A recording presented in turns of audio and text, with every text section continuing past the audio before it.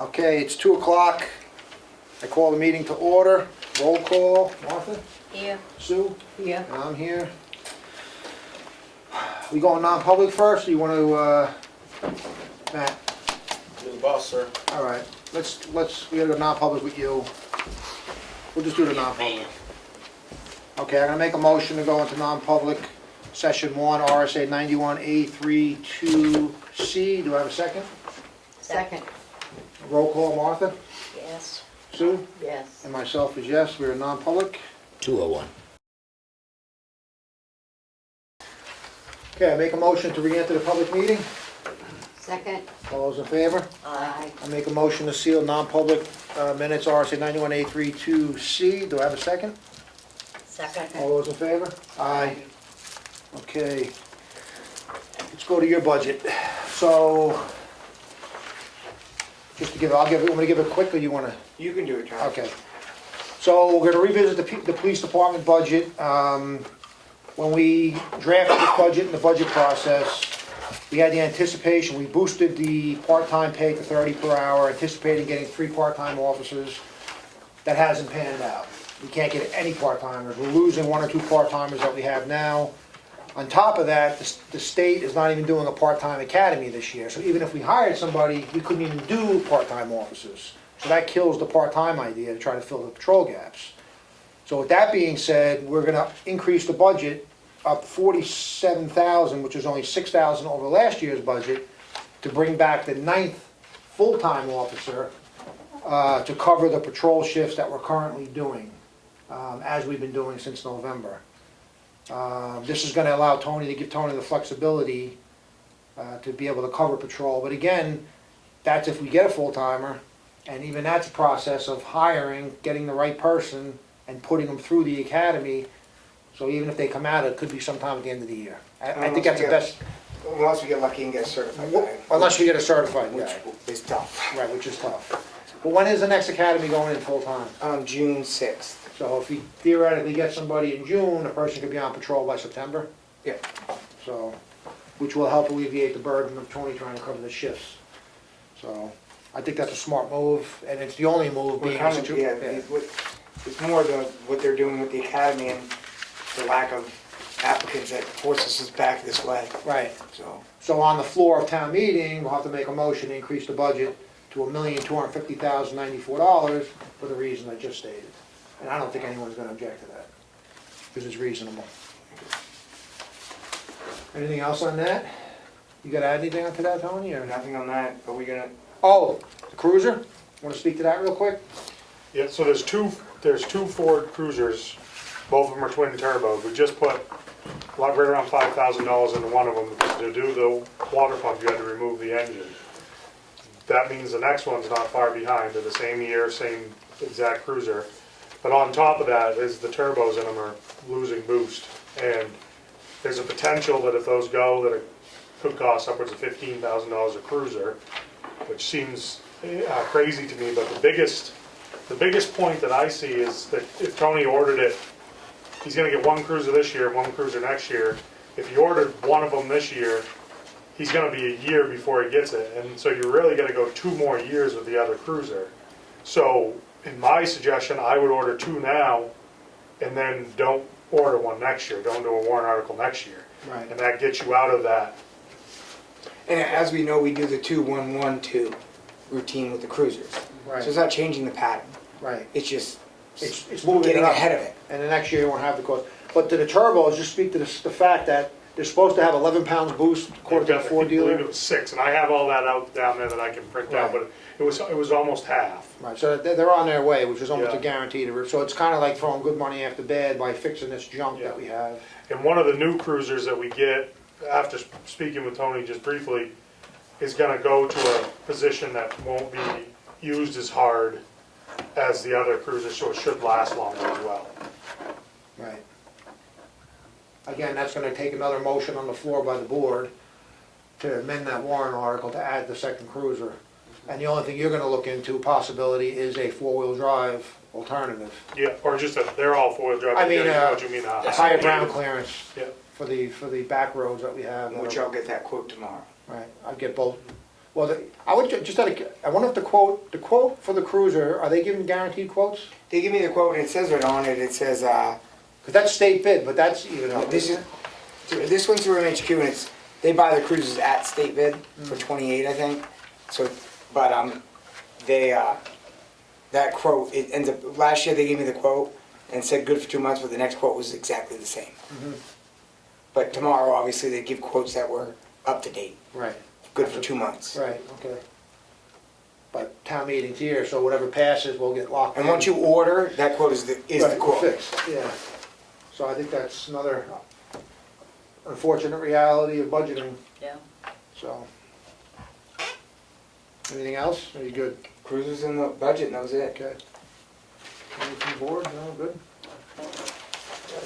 All right, Tony. All right, Thank you, appreciate it. Yes, I'll see you tomorrow, I'll be Yep. around the town hall, we'll be popping in for the, I'll be here for elections, we all will be. all right.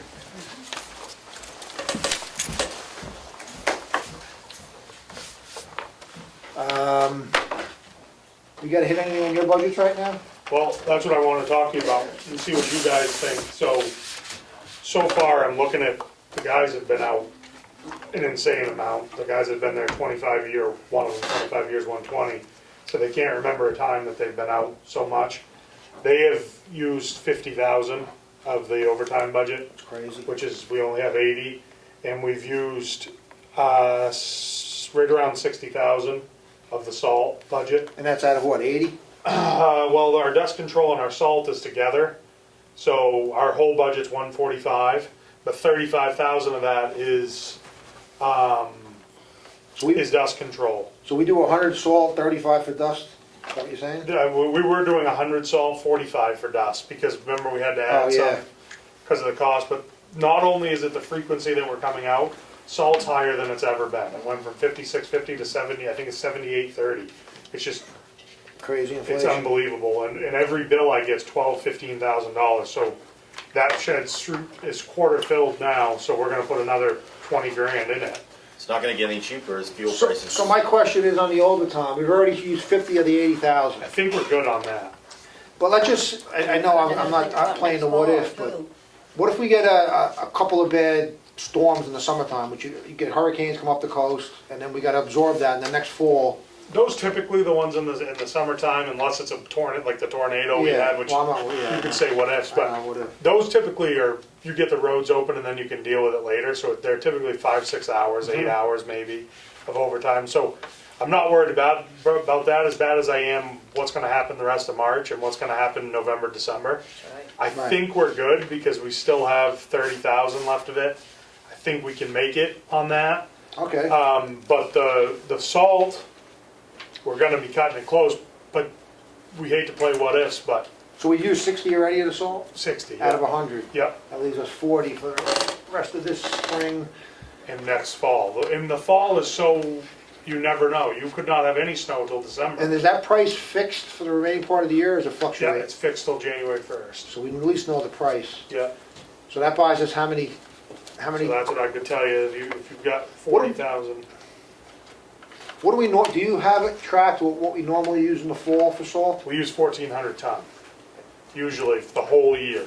Okay, And the fall thing differs. I tried to look back, well, I've only been here 3 years, or Right. 3 years, but I tried to look back and like one winter, we used a ton in the fall, like, oh, I know, you because don't know. we had Halloween, if you guys remember, we got like 8 Okay, inches snow. and it never stopped. Yeah. But like last year, we didn't use, or this year, we didn't use, 2021, we didn't use hardly any. Right, We had real, and it's easy to explain this, we had stretches of 20 below. You gotta use a lot of salt to get your roads clear at that. and that we use temperature. 35 tons every spread. Every time they put it out, it's 35 tons. So it doesn't matter if you get an inch of snow or a foot of snow, you gotta use it. We've had a lot of small, Right. you know, this leaves us 500 ton of salt is what we can get. If we don't use any more right Which is a now. third of what we use for the year. Yeah. I'm not saying we might be able to make it and have room to spare, but you're not as comfortable going into fall, especially we're in the beginning of March. You can have some pretty good storms in March and April. Oh, I know that. So what do you think we should add to that? 20,000? That's what I wanted to ask you guys. We already added 20 to because of the cost of salt, but 20,000 would be, I mean, if you don't use it, it goes back into the, Goes back to you. into the It's not wasted. Goes back to general the fund, but What was it, what was it a yard? 78.30 a ton. So that gives us 255 more tons. That would be a lot better to have it, Again, you don't wanna run out of salt. yeah. We've even been mixing the sand with it and doing more of that, but you can't do that during ice storms. You've gotta put the salt to it. And we've had a lot of rain. So between the bad winter and the increased price, again, this is not another unreasonable request, this is what it is. So, Right. and that's one of the most important things that people will complain about, is if the roads are icy. And we had to put a lot more out there for a while because we were 3 trucks down, so they had to hold, the roads had to hold a lot more, so Neil would have them put more salt to hold longer. We are full trucks now, full fleet, but So you just have to speak to that, obviously, on the Yep. floor, as to why we're gonna have to increase to 20,000. Yeah. The board will have to make a motion to add 20,000 to the salt budget. And again, if it's not used, it goes back to the unassigned fund. Yeah. And that's it.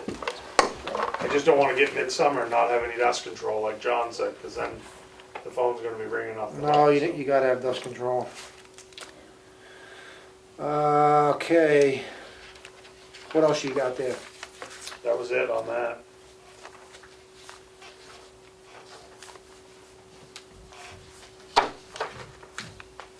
Now, you got anything? Nope, just when we go downstairs, there's the dedication of the town report, so I'll grab some from the office there. Okay. And that's gonna, Family coming in. Yep. okay. Something I'm gonna talk about downstairs on the new business, but I might as well talk about it here, so the board's not surprised. I came up with this idea to revisit our zoning ordinance, so it's gonna be called the Ossipee Zoning Revision Committee. And I envision having 7 members on this. This is what they call like an ad hoc committee, but it's under the RSA, where it's formally formed by the board. We determine who's on it. There's gonna be minutes taken, and nothing out of this committee is binding, but it's just to come up with ideas as to how, in this case, improve the zoning ordinance. So my purpose of doing this is to basically just streamline and simplify the zoning ordinance. It hasn't been done in a long time. Every year, there's always small changes, but I think this committee could take a deeper look at it, and I propose the membership to be as follows. 1 selectman on it, which I will do if the board votes me to. The building inspector, 2 planning board members, 1 zoning board member, 1 conservation commission member, and 1 member from the EDC. So there'll be 7 of us. My goal will be to meet once a month from now until it's done, maybe by December at the latest, because that's when the zoning changes have to be submitted to the planning board, so they can review them and vote on them. So this is an idea, I think it needs to happen. Doing the zoning as I'm doing, I see there's so many things in there that are either conflicting, don't make sense, or not clear, or are just an infringement on property rights. I mean, a lot of zoning I don't like. That's my personal feeling, but again, it's not up to me, it's up to the people when they vote on it. So I just think this would be a good idea, but again, it would take 6 other people on these other boards as volunteers to step up and want to do it. If you don't get the volunteers, well, the committee doesn't have it. So, Sounds good to me. but I'll bring that up in new business down below, because there might be some public there that they can, give their input on it, and we can vote on it as a board down there. Sounds good. Good idea, you think so? Yeah, sounds great. Yeah. Okay, good. All right. You gonna ask for volunteers for this, or you Well, yeah, just got some people in mind that you think would be? No, what I'm gonna do is, if we vote downstairs to approve it, and I point, I'll have Matt send an email out, either have Laura send it out, or Matt can send it to the planning board, zoning board, EDC, conservation, looking for bodies to come, and then we can, we don't need to vote on it as a board at that point. I think Matt and I, once they volunteer, that's as good as being on it. The board doesn't need to formally vote on it, I don't believe, because it's already formed. Doesn't really matter who it is, as long as it's those positions. And then, my hope is to have 1 meeting a month, have Laura take the minutes, just like she does for the other boards, meet at the Freight House, and hopefully come up with some improvements.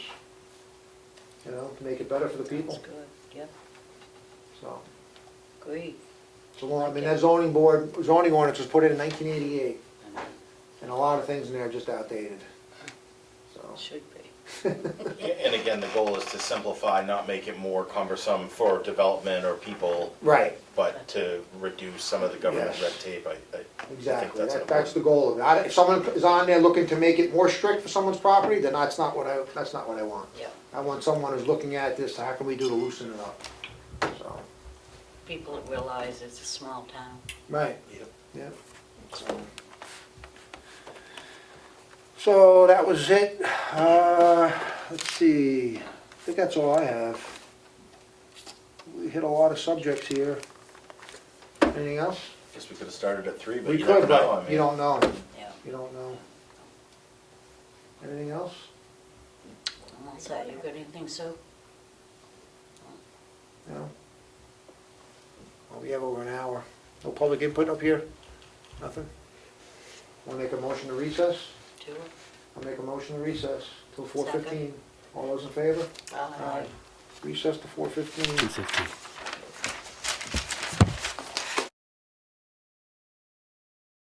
Okay, it's 4:15. I'm going to reconvene the meeting. Please stand for the Pledge of Allegiance.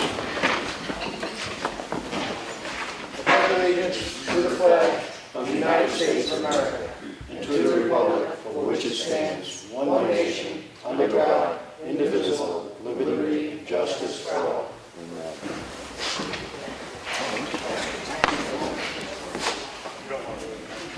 Okay, the first order of business is every year we have a town report dedication. And this year I'd like to announce it's dedicated to Richard A. Knapp. And I'm going to read the dedication in the book. This year's dedication is unfortunately to mark the passing and remembrance of another local legend lost. Richard Dick Knapp passed at 89 years of age, leaving a legacy of memories and family in Ossipee and nearby areas. Dick was born in Wolfboro April 18, 1932 to George, Bob, and Leda Knapp Eldridge. Richard was a true native, living his whole life in Center Ossipee. He attended Ossipee Central School, high school. He was employed by New Hampshire Fish and Game, raising fish at the Summerbrook Station in Ossipee, and later the Powder Hills Fishery in New Durham from 1948 to 1986. Who knows how many of those fish offspring we still enjoy catching today. Then he continued to work for the State of New Hampshire Highway Department in Tuftonboro until his retirement in 1994. Dick was the true New England Yankee, and he sure talked like one. He enjoyed hunting, fishing, farming, and working his land. He also enjoyed boiling maple syrup in the Knapp Sugar House, which remains in operation on Ossipee Mountain Road to this day. Later, he had a woodworking shop in the barn, where he spent hours building many items, and he continued to garden in and outside his home, while being an active and dedicated grandfather. Many enjoyed his friendship, anecdotes, and stories. He leaves behind too many loving relatives to list, who will all miss their papa dearly. He is remembered fondly by many natives as well, and we are comforted in knowing he has rejoined the love of his life, Carmen, wife of 51 years, who he lost in 2005. On behalf of the Board of Selectmen in the town of Ossipee, we want to thank you for being here. And we're going to present the initial copy of this to the family. We did.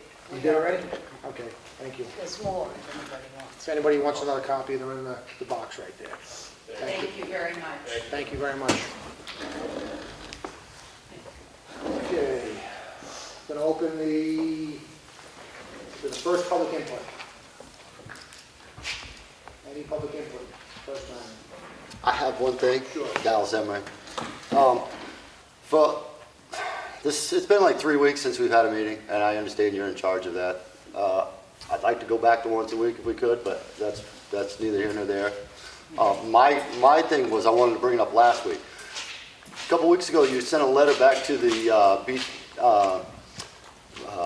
BTLA, and at the time, I really didn't think much of it. I thought, okay, that's great. They got 2 years, whatever, and these ladies took the hit, and you said at the bottom of it, well, I had no part in this. After thinking about that, my problem is that they didn't do anything wrong, and those people that you're going after for 2 back years shouldn't have to pay anything. And you should accept a little bit of responsibility. And I'll tell you why. Because the day of the meeting, when I was sitting here with the other people, they went by what we were saying in the crowd, and they also went by the tax assessor. Tax assessor told everybody, hey, you can't give an exemption, but you can give an abatement, right? That's not true. And you even said you would have given the abatement based on what he said. We don't know whether or not the past years they gave an abatement or an exemption. Nobody knows. So we shouldn't go back after them. We should blame it on the tax assessor because he's the one who gave the wrong information based on the Bureau of Land and Tax Assessment statement that they made during the meeting that you had.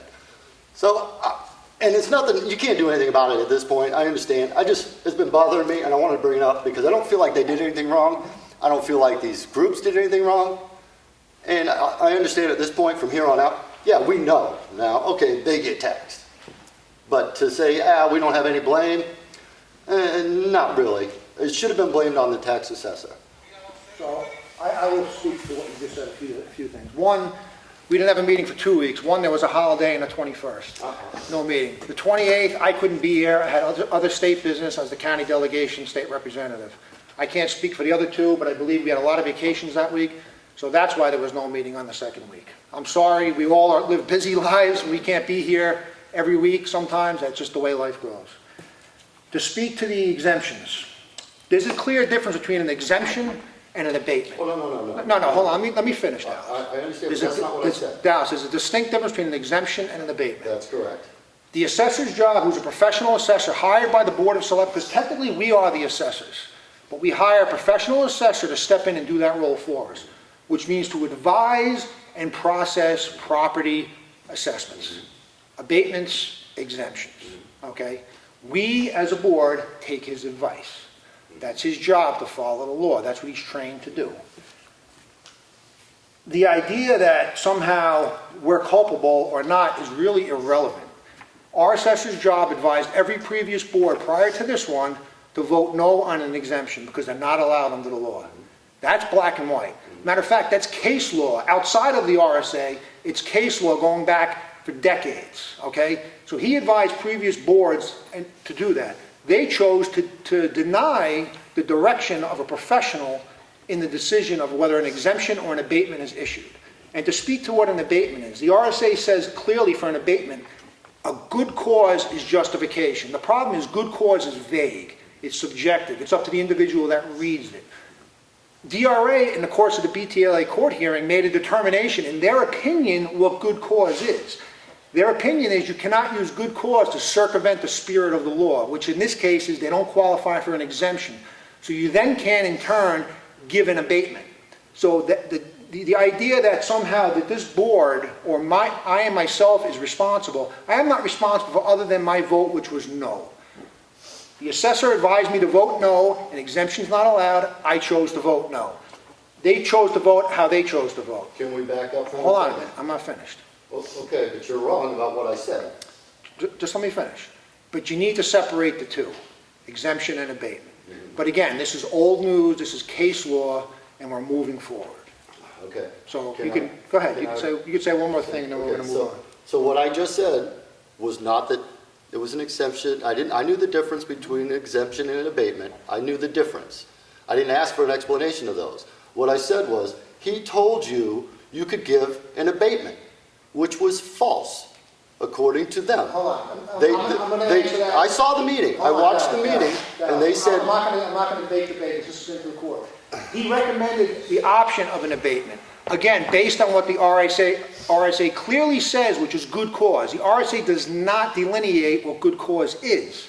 However, DRA, in the course of the BTLA investigation, determined in their opinion, it's not law, it's an opinion, what good cause is. So if a good cause abatement is ever given in the future, that could go to court and have to be determined. Personally, good cause needs to be clarified by the state legislature, because the state legislature gives all the authority to the towns. This is a Dillon's Rule state.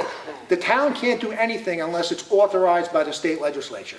So that's what needs to be remembered. We can't make up our rules. We're not kings and queens. So when he says what the law is, I am obligated to follow it.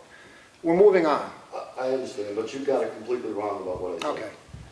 Next public input? Hey, Brian Keys, Ossipee. Sure. I just wanted to take a minute to say thank you. I don't get to come out here much, but thanks for your leadership and public service, Martha, Sue, and Jonathan, and thank you very much for this. Thank you, Brian. I'm gonna use Appreciate the you coming by. sugar house as an excuse to leave, so we're gonna go. How's the saffron? Good? Thank you. It ran today, so It did, yeah. I'm going to boil it. Thank you. Okay, appreciate you coming. Thank you. Thanks, man. I got a winner that morning. Okay, I tapped 4 threes. department head reports, Kelly? Shows it hit 40, it starts running.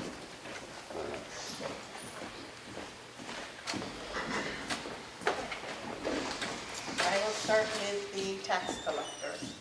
For the month of February, we collected $182,895.12, which of that, $48,365.87 came from the tax kiosk. The leaning and pending leaning letters will go out March 21st. If you do not want the additional fees or a lien placed on, taxes will need to be paid by March 18th. Liens look like they will be placed on April 26th this year. At the beginning of the year, our 2019 tax properties that are up for deeding this year, we had 84 properties and we're down to 77 now. And looking over the list, I would say 90% of them are ones that come in between now and the deed date, so I think we'll be good this year. Very good. Our current outstanding balance at the end of February was $1,055,511.12. And for the town clerk collections, we collected $95,830.16, and that includes autos, boats, vitals, dogs, and dump stickers, and miscellaneous. Tomorrow is our election, town elections. Polls will be open from 10 to 7. We'll continue to use the one-way traffic as we've done for the last 2 years. Supervisors on the checklist will actually be sitting where the selectmen are, and they are there for any person who wishes to register and vote on the same day. Our left-hand side of our tables are A through K, the right is L through Z. And you will be given a ballot cover, your own pen, and your own ballots. So we'll be doing the same process as we have for the last 2 years. And then town meeting will be on Wednesday evening at 6:30, and the doors will open at 6. Any questions? No, nothing from me. Anything from the board? No? Thank you, Kelly. Yeah. Thank you. Thank you. Okay, that's going to be it for department head reports today. Move on to the red folder documents. Okay, the expenses for the week. The week was ending March 5th with a check date of March 7th. The general fund spent $140,308.90. Water and sewer department spent $956,100.93. Whittier Bridge this week was spent $18,235.17. The payroll was $70,037.84. Make a motion to approve those. Second. All in favor? Aye. Aye. I have a warrant from the tax collector in the amount of $4,572 with penalties after April 11th. Make a motion to approve this. Second. All in favor? Aye. Aye. I have another warrant from Kelly Skihan, the tax collector, in the amount of $525 with penalties after April 11th, 2022. Make a motion to approve this. Second. All in favor? Aye. Aye. I have a water and sewer from the water and sewer, a warrant from the water and sewer department in the amount of $332.29 with penalties after April 1st. Penalties after April 11th. Make a motion to approve this. Second. All in favor? Aye. Aye. Have a supplemental tax warrant for property located on map 40, lot 4, in the amount of $359. This property had been sold at the time of billing. Make a motion to approve this. Second. All in favor? Aye. Aye. That's it. I have the Selectmen's meeting of February 14th. I make a motion that we approve these minutes. I'll second. All those in favor? Aye. Aye. I have the Selectmen's work session for February 14th. I make a motion that we approve these minutes. I'll second. All those in favor? Aye. Aye. I have a notice of intent to cut wood or timber for lot 2, for map 266, lot 7, on Route 16, acreage of lot 1,318, acreage of cut 25. And there's taxes are paid and there's no cemetery. I make a motion, we approve this intent to cut wood or timber. I'll second. All those in favor? Aye. Aye. I have a notice of intent to cut wood or timber, map 244, lot 2, name of access road, Polly's Crossing, acreage of lot 106, acreage of cut 66. Taxes are paid, there is a cemetery. I make a motion, we approve this intent to cut wood or timber. I'll second. All those in favor? Aye. Aye. I have a tax yield levy warrant for map 63, lot 11, in the amount of $475.90. I make a motion that we approve this warrant. I'll second. All those in favor? Aye.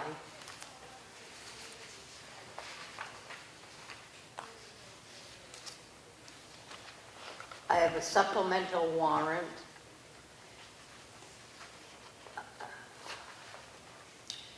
map 29, lot 1, sub 347, 110 Nichols Road, in the amount of $8.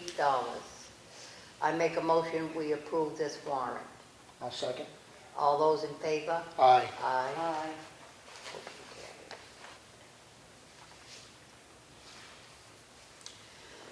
I have a yield tax levy warrant for map 275, lot 9, in the amount of $580.55. I make a motion, we approve this warrant. I'll second. All those in favor? Aye.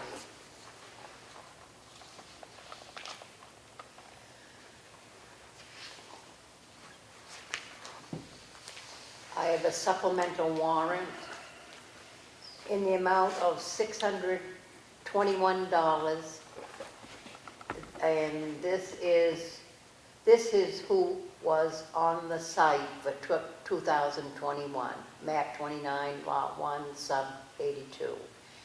I make a motion, we approve this supplemental warrant. I'll second. All those in favor? Aye. Aye.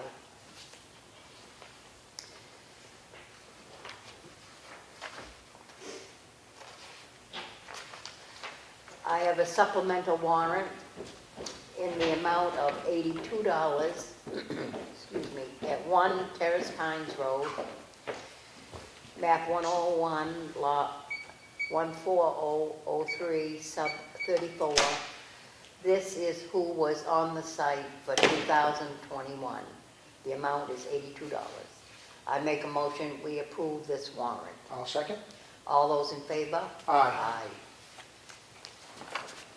Okay, I have 7 requests for clerical abatements.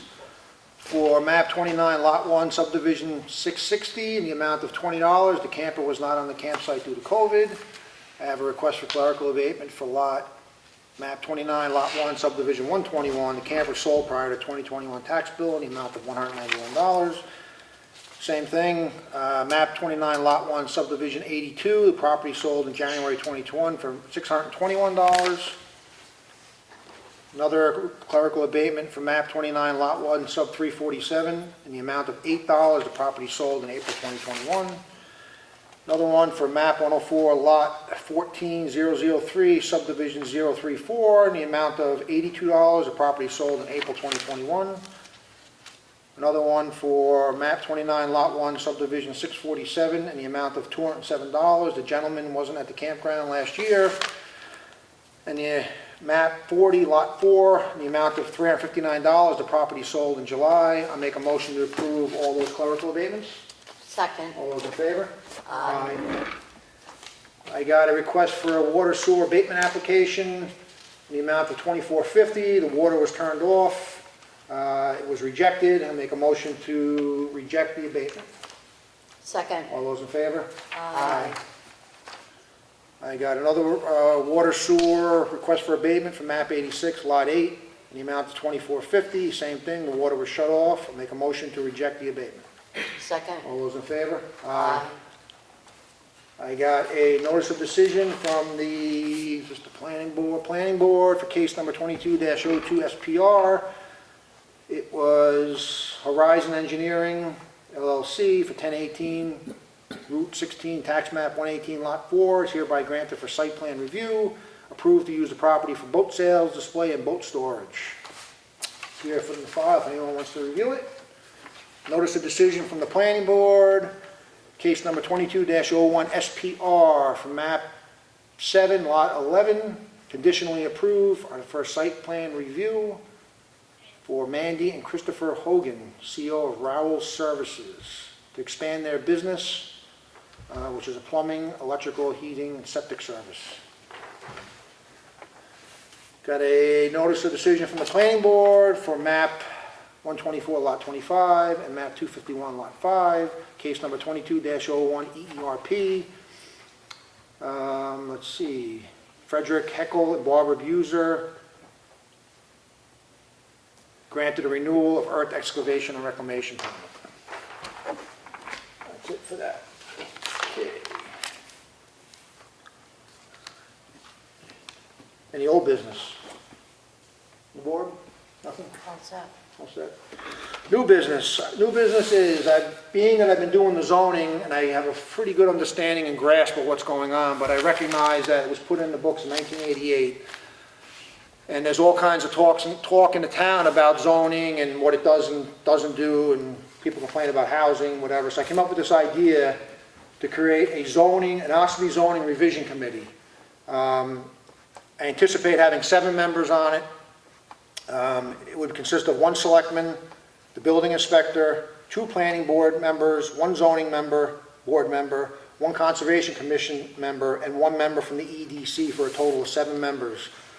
The board's allowed to create these advisory committees. It's advisory only. The whole idea is to go through the zoning ordinance to streamline and modernize and simplify the ordinance, because it's really convoluted right now. There's so many parts in it that really either no longer apply or are outdated. Again, this is advisory, so what I would anticipate if this board votes to approve it is meet once a week or more, once a month or more as needed up until the deadline in June, when these changes that are crafted by this committee are presented to the planning board, which they then review and they weigh on it, either an up or down vote, and then it goes to the town for a full vote next town meeting of 2023. So it'd be a long process. Hopefully we get the volunteers from these particular boards to serve, and if we do, hopefully we come up with some good ideas with, many different outlooks and ideas when it comes to the ordinance. So I make a motion to create this zoning revision committee advisory capacity with the 7 members I just laid out, and also that they are appointed by me, I hope, if the board agrees, in this motion to make me the select board representative and the chairman of that committee going forward. Do I have a second? Second. Any other discussion or questions on it? Nothing? Okay, all those in favor? Aye. So we'll send an email out this week to all the boards and various groups to see who wants to serve on it, and hopefully form this committee soon, and then the meetings are required to be properly posted. They'll be posted at least 24 in advance. There will be minutes taken, and obviously votes and stuff will be logged in those minutes for the public to review. And hopefully we can come up with something that betters the town in the long run. John, will the public be invited to these meetings? Oh, yeah, it'll be an open public meeting, just like this, or any other planning or zoning board meeting, that people can come and there'll be public input and so on, so, yeah. Because it's a big task, and whether we just fix a few things or we fix many, it's progress. That's right. That's all we can try to do is move forward. Okay, let's see, I'm gonna open up to the second public input, and if it's any questions about that, I'll feel free to ask. Go ahead. Thank you. Again, my name's Chris Elliott. I guess I have a clarification question and a curiosity question. Sure. What is the difference, and maybe somebody else can answer, between roadside commercial zoning and commercial zoning? I think we're up for a vote on that in the next day or two. No, so that's pertaining to one particular property. There's one property owner that he wants to change his property from roadside commercial to commercial. There's a small use, I don't have my zoning book on me, it's upstairs. It's pertaining to an apartment that he wants to put into the property, I believe, where it frees up the ability for him to do it more freely, but I think he still needs, go ahead, Dallas, you want to speak to it? I believe the only difference is the amount of the traffic.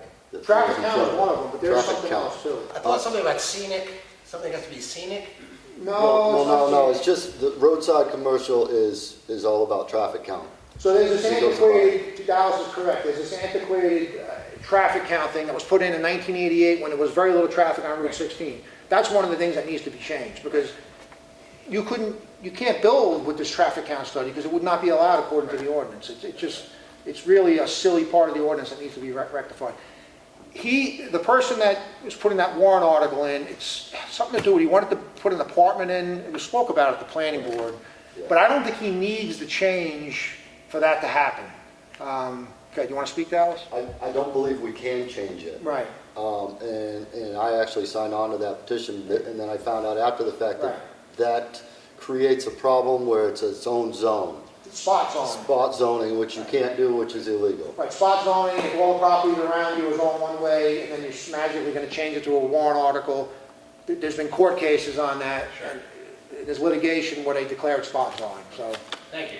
We just need some clarity. Yep, Next is a curiosity question, and again, we appreciated over the years that the town has helped out to clear the milfoil from the lake. We Yeah. appreciated that as lake owners. Curiosity question is about, and again, it just came before the state legislature in a committee, the wake surfing boats and the huge waves that are generated. Is that something that the Ossipee has a say in, or is this purely I know it's a state issue, but do towns ever have an opportunity to say, hey, representing the residents of the town, we're concerned about erosion and the huge waves that these boats generate? Just, again, curiosity question. no, we can't regulate it. I mean, you can I know you can't regulate Yeah, it, you but- can give input. I mean, that the State House holds committee meetings where they have hearings on bills where anyone from the public can weigh in, either through writing or in person, and testify why they believe one reason or the other. But from a town's perspective, other than that, there's nothing we can do, Okay. because it's all regulated by the state. Thank you. Any other public input?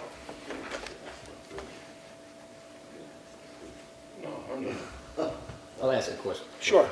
The BTLA sent you a letter asking you to specify why they should not have to pay back the taxes. Did you get anything back from that?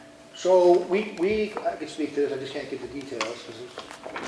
We reached out to town council regarding, they gave us a broad scope of requested information, like they basically want us to do their homework and research. Correct me if I'm wrong. Yeah, basically for any exemption that was ever given, Yeah, and- tally it in a way, like build spreadsheet and stuff Yeah, that don't exist. so we got a legal rebuttal from our lawyer to BTLA, and we just got notice today that the BTLA has rescinded their court order on that request. They suspended it, John. They suspended it, I'm sorry, until they reassess what they're gonna do going forward. Follow up? Yes. Do you mean they told you that you don't have to answer it? Is that what you're For saying? now. Okay. For now, until they reassess what the new court order is gonna be, because we pushed back, because they cast this wide net over the town, asking for all this stuff, which would've took us countless hours and weeks to try to compile. Right, and that was part number 2 of the court order, part number 1 being a response specific to Right. Agape Ministries and the Masonic Lodge, Right. which we've already talked about that letter that Right. was drafted and Right. sent in. Exactly. With the tallies from the assessor on what, the data that they asked for specific to those. Right, right. Thanks. Any other public input? No public input, okay. What? I thought we were still in new business, but. Oh, yeah, go ahead. The property at 46 Stoneview Oh, had right. been sold at auction during the December 4th tax auction. Neither the winning bid nor the backup bid want to execute and go forward with the purchase. We can't get an auctioneer to auction one small property, so town council's recommendation is to do a sealed bid type auction, and if the board wants to put me in charge of that as usual, I'd be happy to facilitate, come up with an ad, get the ad out, and I don't know how long you think, maybe around 30 days or so to advertise, or. Yeah, I mean, that's probably, 60. 30 days should be adequate, I would think. Yeah, okay. All right, I'll work on that. Do you want a motion to give you authority to do that, or? I think it would be. Yeah, so I make a motion to give Matt the authority to do the sealed bid on 46 Stoneview Road. Second. All those in favor? Aye. Okay, yeah, we forgot about that. Could I ask, do you remember what the bid was for that property? It was 24,000, I believe. Is that the 24. one that's on the other side of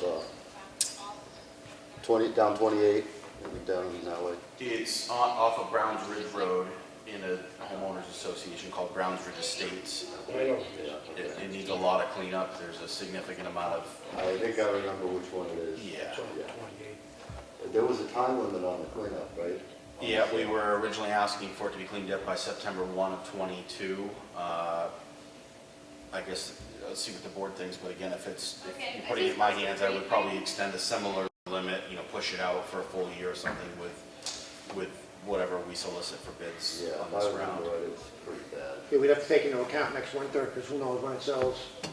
Yeah. Right, so, Yeah. depending upon when it sells, we'll have to make that determination, I think, yeah.